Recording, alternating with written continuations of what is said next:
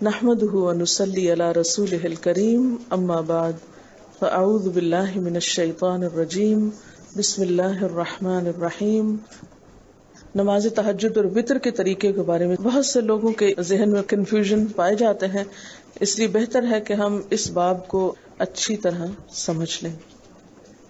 حضرت ابو امامہ رضی اللہ تعالی عنہ روایت کرتے ہیں کہ رسول اللہ صلی اللہ علیہ وسلم نے فرمایا، علیکم بقیام اللیل فإنہ دأب الصالحین قبلکم وہو قربۃ لکم الی ربکم ومغفرۃ للسیئات ومنہاۃ عن الاثم۔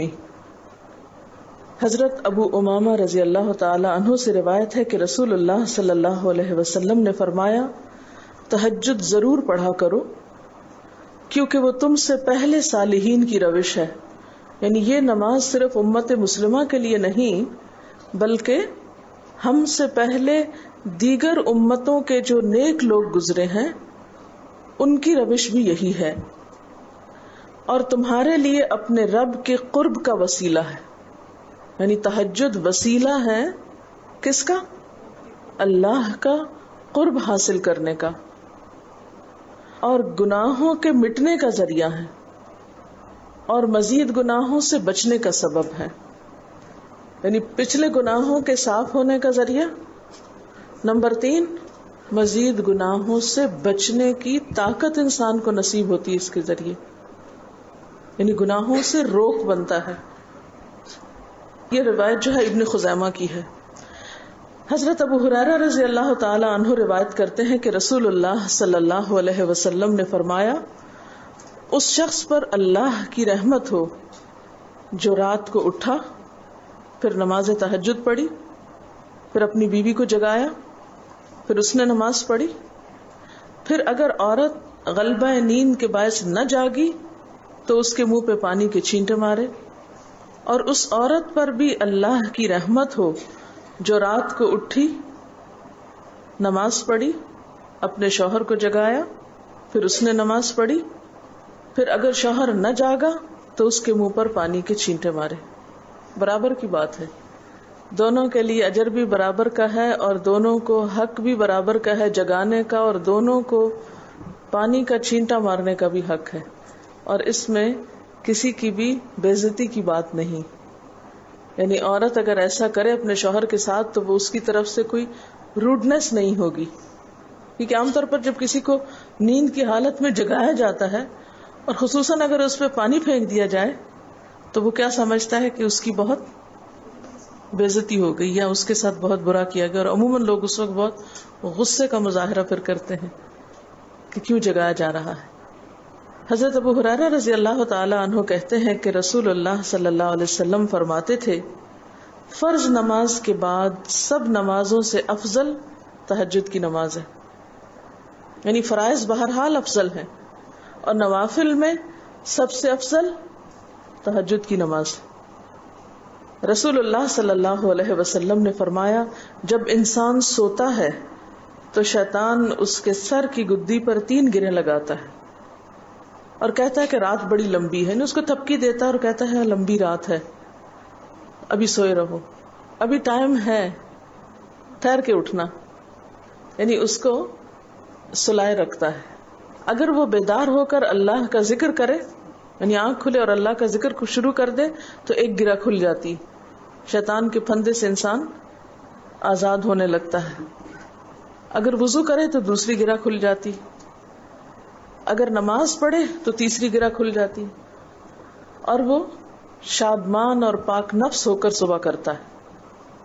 یعنی جو شخص صبح نماز کے وقت پر، تہجد کے وقت، یا پھر کم از کم فجر کے وقت اٹھ جاتا ہے، اللہ کا ذکر کرتے ہوئے وضو کرے اور پھر نماز پڑھ لے، سورج نکلنے سے پہلے پہلے یہ کام کر لے، تو وہ ایک مطمئن شخص کی طرح اٹھتا ہے، ورنہ اس کی صبح خبیث اور سست نفس کے ساتھ ہوتی۔ عام طور پر ہم اطمینان کی تلاش میں رہتے ہیں، سکون کی تلاش میں رہتے ہیں، اور یہ سوچتے ہیں کہ ہمیں ڈپریشن ہے یا ہمارے اندر ایک غم ہے، تو ہم اس کے اسباب نہیں جانتے کہ سبب کیا ہے۔ ان کے اسباب میں سے ایک بڑا سبب شیطان کی گرفت میں ہونا ہے. اور شیطان اپنی گرفت ویسے تو دن کے وقت بھی انسان پر رکھتا ہے، لیکن خصوصاً رات کے وقت جب انسان سو جاتا ہے تو وہ نہیں چاہتا کہ سوتا ہوا اٹھے انسان. اور اگر انسان ہمت کر کے اٹھ جاتا ہے، ذکر کرتا ہے، وضو کرتا ہے اور نماز پڑھ لیتا ہے تو یہیں سے اطمینان قلب کا آغاز ہو جاتا ہے، اس کی تسلی ہو جاتی. رسول اللہ صلی اللہ علیہ وسلم نے فرمایا اللہ تعالی ہر رات آسمان دنیا پر نزول فرماتے ہیں، یعنی زمین سے سب سے قریبی آسمان پر. جب 1/3 رات باقی رہ جاتی ہے تو فرماتے ہیں ہے کوئی جو مجھے پکارے. اس وقت اللہ تعالی بندوں کو پکارتے ہیں، ہے کوئی جو مجھے پکارے میں اس کی دعا قبول کروں، ہے کوئی جو مجھ سے مانگے میں اس کو دوں، ہے کوئی جو مجھ سے بخشش طلب کرے تو میں اس کو بخش دوں. گویا یہ وقت دعا کی قبولیت کا وقت ہے. انسان جو مانگے اس کو ملتا ہے، اور خصوصی طور پر بخشش کے طلب کرنے کا وقت ہے. جیسے قرآن پاک میں آتا ہے وَبِالْأَسْحَارِ هُمْ يَسْتَغْفِرُونَ، وَبِالْأَسْحَارِ هُمْ يَسْتَغْفِرُونَ، اور سحری کے وقت وہ استغفار کرتے ہیں. اب ہو سکتا ہے کہ آپ کہیں کہ نہیں ہم نے تو زندگی میں کوئی خاص گناہ کیے ہی نہیں، اس لیے ہمیں تو بخشش کی ضرورت ہی نہیں. بخشش مانگے گناہگار لوگ، ہم تو نیک لوگ ہیں، نیک کام کرتے ہیں، دن رات قرآن پڑھتے پڑھاتے ہیں، اس لیے ہماری تو ضرورت نہیں. نہیں، نبی صلی اللہ علیہ وسلم جن کے اگلے پچھلے سب قصور معاف کر دیے گئے تھے، وہ اتنا لمبا قیام کرتے تھے کہ ان کے قدم مبارک سوج جاتے تھے. حضرت مغیرہ فرماتے ہیں رسول اللہ صلی اللہ علیہ وسلم نے اتنا لمبا قیام کیا رات کو کہ آپ کے پاؤں سوج گئے. آپ سے سوال کیا گیا کہ آپ اتنی مشقت کیوں کرتے ہیں، اپنے آپ کو اتنا کیوں تھکاتے ہیں، حالانکہ آپ کے تو سارے گناہ معاف کر دیے گئے. آپ نے فرمایا کیا میں اللہ کا شکر گزار بندہ نہ بنوں؟ یعنی صرف گناہوں کی بخشش ہی نہیں بلکہ نعمتوں پر شکر بھی واجب ہے. جہاں ایک طرف گناہوں کی بخشش انسان کے لیے اللہ کے قرب کے راستے ہموار کرتی ہے، وہاں اللہ تعالی کا شکر ادا کرنا بندے کو اللہ کا قرب عطا کرتا ہے. اچھا، اب پہلی سنت میں آپ کو بتاؤں گی کہ اگر آپ تہجد کے وقت اٹھے ہیں تو سب سے پہلے آپ کیا پڑھیں گے. حضرت عائشہ رضی اللہ تعالی عنہا فرماتی ہیں کہ رسول اللہ صلی اللہ علیہ وسلم جب رات کو تہجد کے لیے اٹھتے تو یہ پڑھتے 10 بار اللہ اکبر، 10 بار الحمدللہ، 10 بار سبحان اللہ و بحمدہ، 10 بار سبحان الملک القدوس، 10 بار استغفر اللہ، 10 بار لا الہ الا اللہ، اور پھر 10 بار اللہم اعوذ بک من ضیق الدنیا و ضیق یوم القیامہ، میں تیری پناہ میں آتا ہوں دنیا کی تنگی سے اور قیامت کے دن کی تنگی سے. اللہم اعوذ بک من ضیق ضاد یہ قاف من ضیق الدنیا و ضیق یوم القیامہ، یہ بھی 10 بار. اور پھر فرماتے اللہم اغفر لی واہدنی وارزقنی وعافنی، پھر وضو کرتے اور تہجد شروع کرتے. یعنی یہ بھی وضو سے پہلے آپ پڑھ لیتے تھے. تو آپ کیا کر سکتے ہیں، جیسے آنکھ کھلی ہے بستر پر لیٹے ہیں تو بعض اوقات ایسا ہوتا ہے نا کہ انسان سوچتا ہے اچھا ایک سائڈ پہ سو کے اتنے تھکے ہوئے ہوتے ہیں کہ آپ ایک دم نہیں اٹھ پاتے. حالانکہ آپ صلی اللہ علیہ وسلم کے نیند سے بیدار ہونے کا طریقہ کیا تھا کہ جب آپ اٹھتے تھے تو یکدم اٹھتے تھے، سستی کے مارے نہیں کہ کبھی ایک طرف لیٹ گئے پھر دوسری طرف سو گئے پھر دائیں طرف پھر بائیں طرف، نہیں. جب جاگنے کا وقت ہوتا تھا تو آپ فوراً اٹھ جاتے تھے. لیکن بسا اوقات ایسا ہوتا ہے کہ انسان تھکا ہوا ہوتا ہے، سائڈ بدل کے دوسری طرف کو ذرا لیٹتا ہے، تو یہ لیٹے لیٹے بھی آپ اذکار پڑھ سکتے ہیں. ٹھیک ہے، اور یہ سب آپ کو آتے ہی ہوں گے سوائے ایک وہ ذکر کے اللہم اعوذ بک من ضیق الدنیا و ضیق یوم القیامہ. اور ترتیب آپ یاد کر لیں، اپنے بیڈ سائڈ ٹیبل پہ یا بیڈ پہ یا کہیں بھی یہ نوٹس کسی پین کے ساتھ لکھ کے لگا دیں، چپکا دیں، اور جب یاد ہو جائے تو پھر اتار دیں، جب عادت بن جائے تو ہٹا دیں وہاں سے. ٹھیک ہے نا؟ جتنے دن عادت نہیں بنتی اتنے دن اپنے یادداشت کے لیے رکھ لیں. اسی طرح نیند سے اٹھ کر لا الہ الا اللہ وحدہ لا شریک لہ لہ الملک ولہ الحمد وہو علی کل شیء قدیر الحمد للہ وسبحان اللہ واللہ اکبر ولا حول ولا قوۃ الا باللہ. یہ بھی پڑھ سکتے ہیں. اچھا، ضروری نہیں کہ سب کچھ ایک ہی دن میں پڑھ لیں، یہ بھی آپ کر سکتے ہیں کہ ایک دن میں ایک چیز پڑھ لیں، دوسرے دن دوسری پڑھ لیں، تیسرے دن تیسری پڑھ لیں. ٹھیک ہے نا؟ اور اگر ساری ایک دن بھی پڑھنا چاہیں، دیکھیں وقت کی بات ہے نا.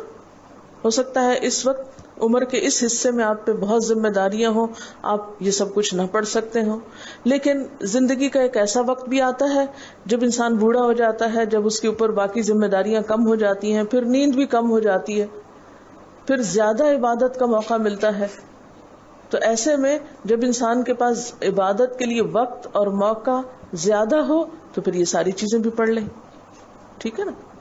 پھر اسی طرح یعنی یہ جو روایت ہے کہ جس میں آپ صلی اللہ علیہ وسلم نے فرمایا جو شخص نیند سے جاگے، اور یہ تہجد کے وقت ہی نہیں، اگر فجر کے لیے بھی آپ اٹھ رہے ہیں تو یہ دعا پڑھ سکتے ہیں، لا الہ الا اللہ وحدہ لا شریک لہ، اور پھر الحمد للہ وسبحان اللہ واللہ اکبر ولا حول ولا قوۃ الا باللہ. پھر کہے اللہم اغفر لی، پھر کیا پڑھے؟ اللہم اغفر لی. یا کوئی اور دعا کرے تو قبول ہوگی، اور اگر وضو کر کے نماز پڑھے تو وہ بھی قبول کی جائے گی. صبح اٹھتے ہی اللہ کی تعریف. اور آپ کو معلوم ہے کہ یہ جو چوتھا کلمہ ہے نا، لا الہ الا اللہ وحدہ، اس کو دعا بھی کہا گیا، حالانکہ اس میں صرف اللہ تعالیٰ کی حمد و ثنا ہے، اور یہ یوم عرفہ کی دعا ہے. حدیث میں آتا ہے کہ مجھے اور مجھ سے پہلے انبیاء کو اس دن کی جو بہترین دعا سکھائی گئی، یعنی یوم عرفہ کی دعا، وہ لا الہ الا اللہ وحدہ لا شریک لہ. حالانکہ اس میں مانگنے کی تو کوئی چیز ہی نہیں، صرف اللہ کی حمد و ثنا ہے.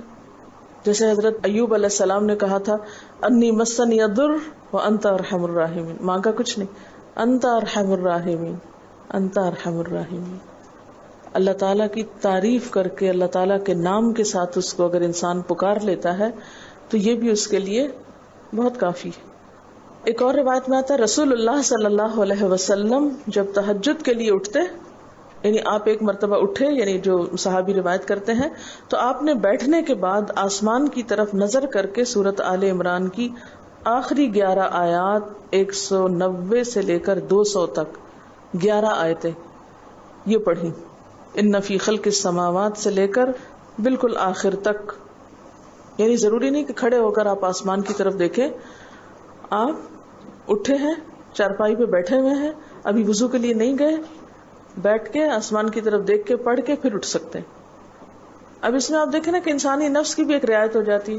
لیٹے لیٹے آپ نے ایک ذکر پڑھ لیا، بیٹھ کے آپ نے دوسرا پڑھ لیا، پھر آپ وضو کو چلے گئے، تو اس میں وہ جو ایک طبیعت کی کسل مندی ہوتی ہے وہ بھی ساتھ ساتھ اللہ کے ذکر سے دور ہوتی جاتی ہے، اور ایک سٹیپ کے بعد دوسرا سٹیپ لینا بھی آسان ہو جاتا ہے. اچھا، اس میں آپ دیکھیں حکمت کیا ہے کہ آپ صلی اللہ علیہ وسلم نے کیا فرمایا کہ آسمان کی طرف دیکھ کے پڑھا جائے تاکہ اچھی طرح آنکھیں کھل جائیں. تو زبانی یاد کرنے کا مطلب یہ نہیں کہ آپ آنکھیں بند کر کے سوئے سوئے پڑھیں، کیونکہ بعض اوقات ایسا ہوتا ہے نا، آنکھ کھلتی ہے، ذکر شروع کرتے ہیں اور پھر پتہ ہی نہیں چلتا اور ذکر آدھے میں رہ جاتا ہے اور سو چکے ہوتے ہیں. اور پھر اگر آپ کو زبانی یاد نہیں ہوگی نا، دیکھ کے پڑھیں گے تو وہ الماری کی طرف ہی دیکھتے رہیں گے، آسمان کی طرف نہیں دیکھ سکیں گے، تو پھر سنت پوری نہیں ہو سکے گی. اور اسی طرح حضرت ابن عباس روایت کرتے ہیں کہ جب رسول اللہ صلی اللہ علیہ وسلم رات کو تہجد کے لیے کھڑے ہوتے تو اللہ اکبر تکبیر تحریمہ کے بعد یہ دعا پڑھتے، اللہم لک الحمد انت قیم السماوات والارض ومن فیہن ولک الحمد لک ملک السماوات والارض ومن فیہن ولک الحمد انت نور السماوات والارض ولک الحمد انت ملک السماوات والارض وَلَكَ الْحَمْدُ أَنْتَ الْحَقُّ وَوَعْدُكَ الْحَقُّ وَلِقَاؤُكَ حَقٌّ وَقَوْلُكَ حَقٌّ وَالْجَنَّةُ حَقٌّ وَالنَّارُ حَقٌّ وَالنَّبِيُّونَ حَقٌّ وَمُحَمَّدٌ صلی اللہ علیہ وسلم حق والساعة حق اللہم لک اسلمت وبک آمنت وعلیک توکلت وإليك أنبت وبك خاصمت وإليك حاكمت فاغفر لي ما قدمت وما أخرت وما أسررت وما أعلنت أنت المقدم وأنت المؤخر لا إله إلا أنت. الہی تیرے ہی لیے ہے ساری تعریف، زمین و آسمان اور جو کچھ ان میں ہے سب کو تو ہی قائم رکھنے والا ہے. تیرے ہی لیے ہے ساری تعریف، زمین و آسمان اور جو کچھ ان میں ہے اس سب کی بادشاہی تیرے ہی لیے ہے. تیرے ہی لیے ہے ساری تعریف، تو ہی روشن کرنے والا ہے زمین و آسمان کو. تیرے ہی لیے ہے ساری تعریف، تو ہی بادشاہ ہے زمین و آسمان کا. تیرے ہی لیے ہے ساری تعریف. تو حق ہے، تیرا وعدہ حق ہے، تیری ملاقات حق ہے، تیرا کلام حق ہے، جنت حق ہے، جہنم حق ہے، تمام انبیاء حق ہیں اور محمد صلی اللہ علیہ وسلم حق ہیں، قیامت حق ہے. الہی میں تیرے سامنے جھک گیا، میں صرف تیرے ساتھ ایمان لایا، میں نے صرف تجھی پر بھروسہ کیا، میں نے صرف تیری طرف رجوع کیا، صرف تیری ہی مدد سے دشمنوں سے جھگڑتا ہوں، میں نے صرف تجھے ہی اپنا حاکم مانا. سو تو میرے اگلے پچھلے اور ظاہر و پوشیدہ اور جنہیں تو مجھ سے زیادہ جانتا ہے سارے کے سارے گناہ معاف کر دے. تو ہی آگے کرنے والا ہے، تو ہی پیچھے ڈالنے والا ہے، تیرے سوا کوئی سچا معبود نہیں ہے. یہ جو دعا استفتاح ہے تہجد کے وقت کی، یہ باہر نہیں نماز کے اندر پڑھنے کی دعا ہے. ہم دعا مانگتے اللہم اجعلنی لک ذکارا لک شکارا. ان دعاؤں کے پڑھے بغیر ذکار کیسے بن سکتے ہیں؟ ذکار کا صیغہ تو فعال کے اوپر ہے نا، بہت زیادہ ذکر کرنے والا. والذاکرین اللہ کثیرا والذاکرات. تو ذاکرات کیسے بن سکتے ہیں جب تک کہ یہ دعائیں زبانی نہ آتی ہوں اور اپنے وقت پر نہ پڑھی جاتی ہوں. ویسے بھی ذکر بہت اچھی چیز ہے، لیکن جو مسنون ذکر ہے اور جو نبی صلی اللہ علیہ وسلم کے طریقے کے مطابق ہے، جو اطمینان قلب اور خوشی اس وقت اس کام کو اس طریقے پہ کر کے نصیب ہوتی ہے، وہ اس کے علاوہ نہیں ہوتی. اگرچہ اس سے خوشی ہوتی ہے لیکن اس طرح کی نہیں نصیب ہوتی، اس طرح کا اطمینان نہیں ہوتا. آپ تجربہ کر کے دیکھ لیں، سنت کے مطابق زندگی گزارنا اور اپنی مرضی کے مطابق زندگی گزارنا، یہ دو مختلف لائف سٹائلز ہیں، دو مختلف طریقہ ہے زندگی ہیں. دونوں کا امپیکٹ فرق ہوتا ہے، اثرات فرق ہوتے ہیں. اور یہ نہیں کہ یہ کوئی بہت مشکل عمل ہے، بہت مشکل کوئی نہیں ہے، ہم کر سکتے ہیں. لیکن بات یہ ہے کہ ہم کرنے کی کوشش کریں، ارادہ تو کریں. پہلے تو آپ اپنے آپ سے یہ پوچھیں ارادہ بھی کیا کہ نہیں، کیونکہ اگر ارادہ ہو گیا نا تو کام بھی ہو جائے گا. مشکل یہ ہے کہ ہم جب کوئی ایسا کام سنتے تو پھر سوچتے نہیں ہمارا تو حالات اتنے کٹھن ہیں کہ یہ عمل ہمارے لیے نہیں. ویسے بھی نفل ہے، کوئی بات نہیں، نہ بھی ہو سکا تو کیا ہے، یہی کہہ کے ہم چھوڑ دیتے ہیں چیزوں کو کہ نہیں. لیکن میں سمجھتی ہوں کہ جو عمر آپ بچیوں کی خاص طور پر اس وقت ہے، اس عمر کو غنیمت سمجھے اور اس میں آپ نے جو کچھ اب یاد کر لیا، عادت ڈال لی، وہ اگلی زندگی میں شدید مصروفیت کے باوجود بالکل عادت ثانیہ ہو جائے گی، ایک روٹین ہو جائے گی اور آپ کو مشکل نہیں ہوگی. لیکن اگر اب نہیں نئی عادتیں ڈالی، کل کو یا نئے سرے سے عادت ڈالنا بہت مشکل ہوگا.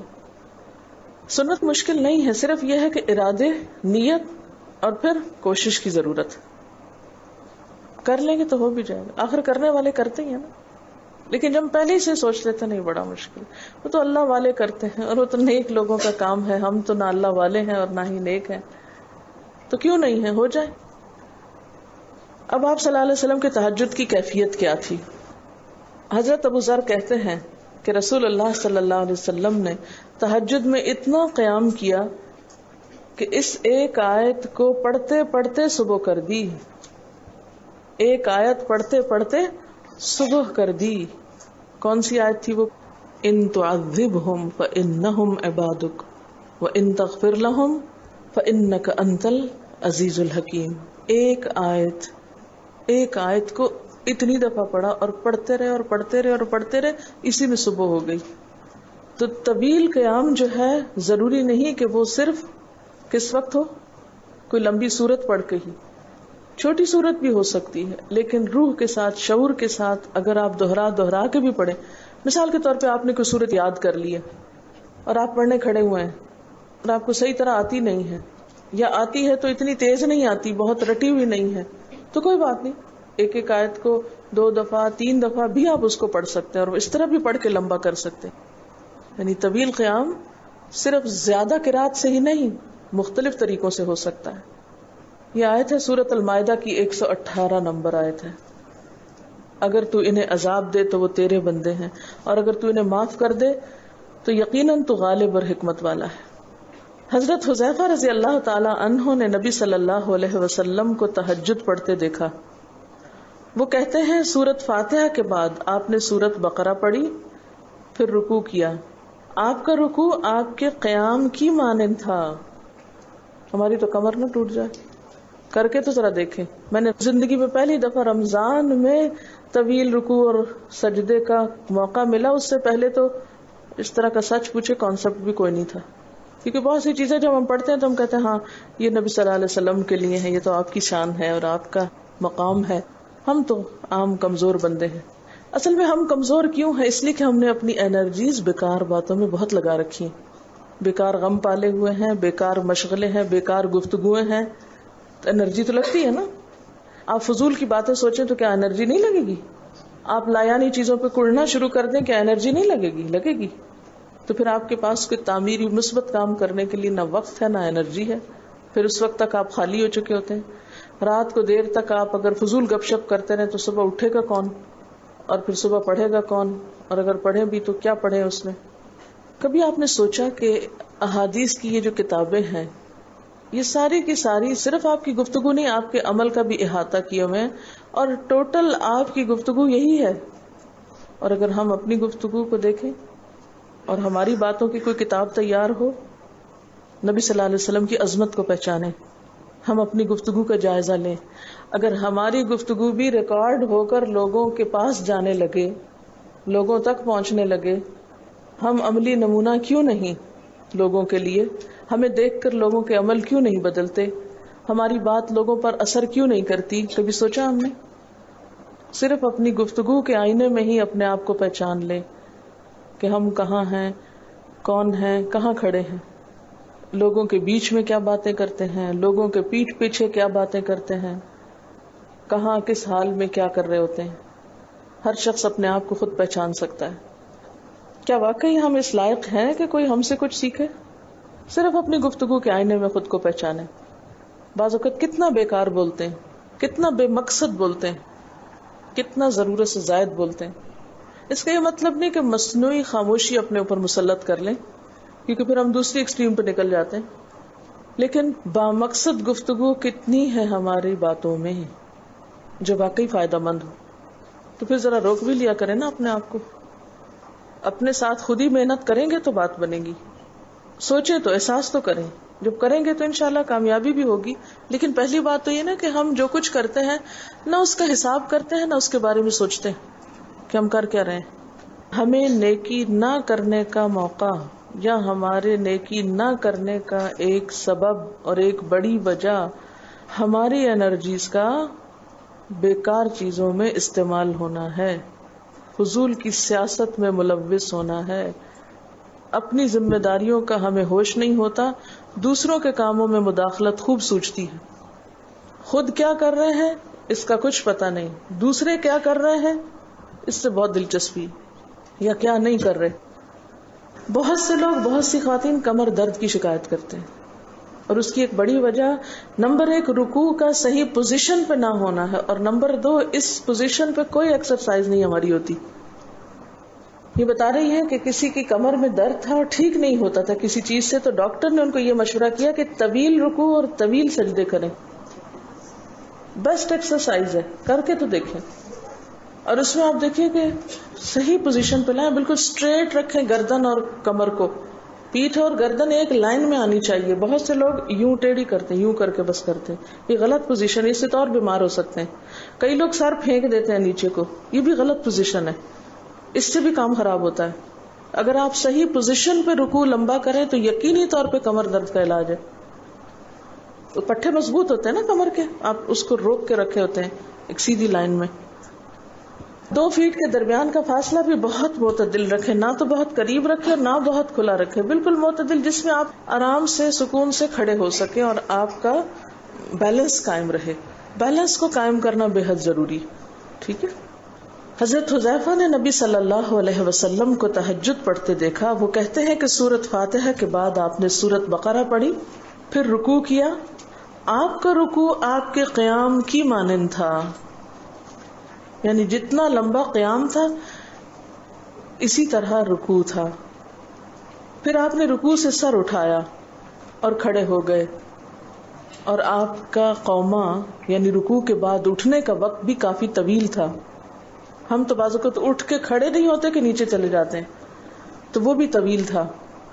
صرف 2 رکعتیں بھی آپ ایسی پڑھ لیں نا کافی.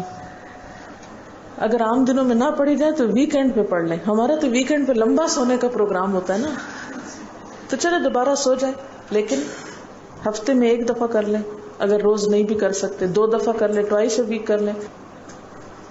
پھر آپ کا سجدہ آپ کی قومے کی مانند تھا، یعنی جتنا آپ کھڑے ہوئے تھے اتنا آپ پھر سجدہ کیا.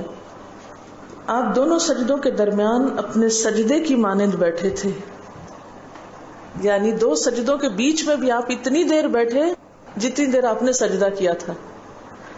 پس آپ نے 4 رکعتوں میں سورۃ بقرہ، آل عمران، نساء اور المائدہ پڑھی.